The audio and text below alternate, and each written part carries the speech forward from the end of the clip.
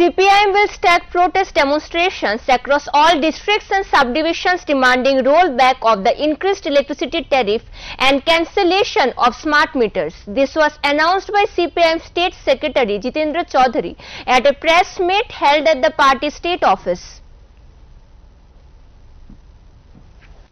CPIM has declared statewide protest programs at the district and subdivisional levels demanding the withdrawal of hiked electricity charges and removal of smart meters. On Tuesday, the party state headquarters CPIM State Secretary Jitendra Chaudhary stated that the electricity tariff has been raised without any valid reason and consumers are being forced to install smart meters. He said those who already have smart meters are receiving double the usual electricity bills. He also mentioned that water is essential for survival, yet the drinking water tax has been doubled. Now residents under Agartala Municipal Corporation and Urban Municipal Council have to pay double for drinking water. Chaudhary pointed out that during the left front regime there was no such water tax and citizens could use water freely. But the current double engine government is continuously burdening people with increased electricity bills. এইভাবেই আমাদের রাজ্যের সরকার জনগণের উপরে প্রতিটি ক্ষেত্রে tax বসাচ্ছে। তাদের আয় তো বাড়ছেই না, উল্টো নানাভাবে তাদের পকেট কাটার এই ব্যবস্থা করছে।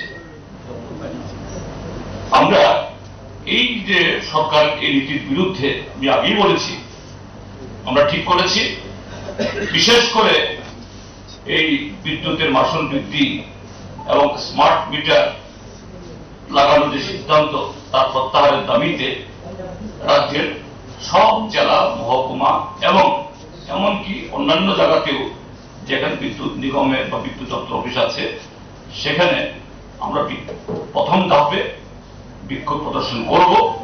এরপরে যদি সরকারের টনক না নড়ে, এরপরও সরকার জবরদস্তি করে কোন যুক্তি ছাড়া এইভাবে এর সিদ্ধান্ত চাপিয়ে দিতে চায়, আমরা পরবর্তী পদক্ষেপ নেব। এবং এটা খুবই সুখের কথা, আমরা দেখেছি অন্যান্য রাজনৈতিক দল তারাও তাদের মতো করে প্রতিবাদে এগিয়ে এসেছেন। At the press meet, CPIM leader and former Power Minister Manik Dey stated that under the left front, the Power Corporation was a profit-making entity generating 500 MW of electricity within the state, meeting local demand and selling the surplus. Back then, people used to pay just rupees 20 to 30 lakhs for the electricity bills. Now consumers are just shocked by their current bills.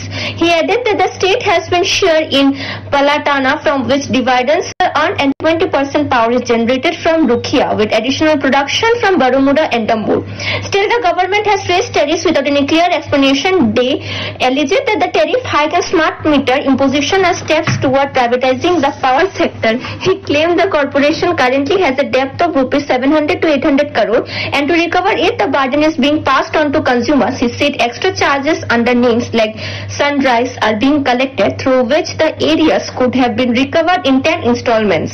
Government departments will remain unpaid, and rural customers are largely not paying either. Instead of recovering pending dues, the corporation is targeting legal consumers with extra charges and smart meter installations. রুকিয়া 60 megawatt আসতো আমাদের নিজস্ব বিদ্যুৎ কেন্দ্র, মাত্র 20 আসছে। তো gas কোথায়? আর মাত্র অনলি রুকিয়াতে 20 মেগাওয়াট, আর ওটা তো গুমভুক্ত জল। আলাদারও তো এটা সেন্ট্রাল করে, এখান থেকে তো কোভিড আসে। আর একটু জানার জন্য বলছি, অনেক লড়াই করে দেয় না শেয়ার। আমরা বলেছিলাম আমাদেরকে 10% শেয়ার দাও মালঘাটাটা। এই 10% শেয়ার যদি আমরা পেতাম তাহলে এগিয়ে গ্রাহককে ফ্রি বিদ্যুৎ দেওয়া সম্ভব হতো।